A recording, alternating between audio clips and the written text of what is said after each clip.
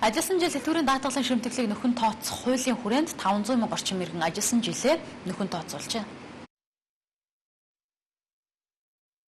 Ажилласан жил тэтгэврийн даатгалын шимтгэлийг нөхөн тооцох тухай хууль хэрэгжиж эхэлснээрээ 1991-ээс 1994 онд 4 буюу түүнээс дээш хүүхэдтэй эсвэл 27 жил ажилласан эмэгтэйчүүд, 32 жил ажилласан эрэгтэйчүүд болоод хөдөлмөрийн хэвийн бүс нөхцлөөр эрт тэтгэвэр тогтоолгосон 41 мянга орчим иргэний ажилласан хугацааг 7 хүртэлх жилээр нэмэгдүүлэн тооцох боломж бүрдсэн юм а. Өөрөөр хэлбэл өнгөрсөн 2012 онд улсын хурал дээрх хуулийг баталж 12-оос 13 оны 10 дугаар сар хүртэлх 1 жилийн хугацаанд үргэлжилж улсын хэмжээнд нийт 500 орчим мянган иргэн ажилласан жилээ нөхөн тооцоолж чадсан юм а.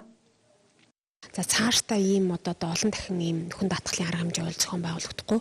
За учир нь гэвэл одоо нийгмийн шилжилтийн үе бол үеийг зогссон гэж нэгдүгээрт үзэж байгаа. Хоёрдугаар цаашд эдийн засаг сайжирна. Тэгэхээр нийгмийн даатгалд бол иргэд урдчилж даатгуулах ёстой эрсдлээ. Иргэдийн 24% нь буюу 5 хүртэлх жилээр 76% нь 5-аас 11 жилээр ажилласан хугацаа нэмэгдүүлснээр одоо авч байгаа болон ирээдүйд авах тэтгэврийн хэмжээгээ өсгөж чадсан юм.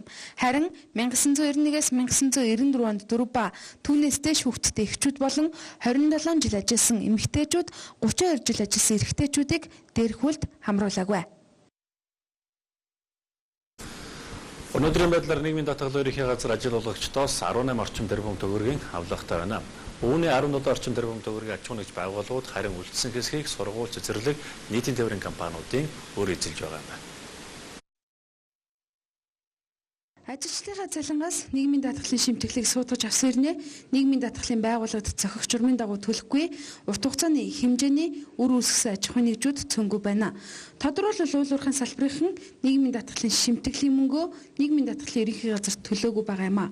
Гол нь аж ахуйн нэгжүүдийн энэ хариуцлагагүй байдлын улмаас даатгуулагчид иргэд ихээхэн хохирол үздэг гэдгийг алтныхан ярьдаг. Тухайлбал зохих журмын дагуу төлөлт хийж эрүүл мэндийн даатгалын тэмдэгтийг нь бөглөөгөөс болоод даатгуулагч иргэн гинт өвдөж эмнэлэгт очиход даатгалаа төлөөгүй хэмээн хүлээж авахгүй чирэгдэл үүсдэг гэгчлэн ажил олгогчдод нийгмийн даатгалаа цаг тухайд нь шимтгэлээ төлөөгөөс эцэст нь иргэд хохирдог байгаа юм а.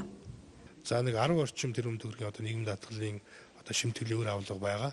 За энэ бол одоо томоохон аж ахуйн нэгжүүд тэр дундаа энэ үйл ажиллагаанд нэлээд одоо зах зээлийн нөлөөлөлөөс үүссэн бэрхшээл үүссэн аж ахуйн нэгжүүд бол байгаа. Хувийн хвшлээс бол одоо энэ төр гэж нэрлэх юу одоохондоо алга байна. За сая эхний 3 сарын мэдээ ингээд харж байхад бол уул уурхайн ялангуяа оюутлогоо том бүтээн байгуулалтанд одоо туслаг үүсгэж зориулж байгаа аж ахуйн нэгжүүд бас нэлээд их өрийг үүсгэж байна. За сүүлийн үед манай төсөвт төрийн өмчид аж ахуйн нэгжүүд бас нэлээд их өр үүсгэж байгаа.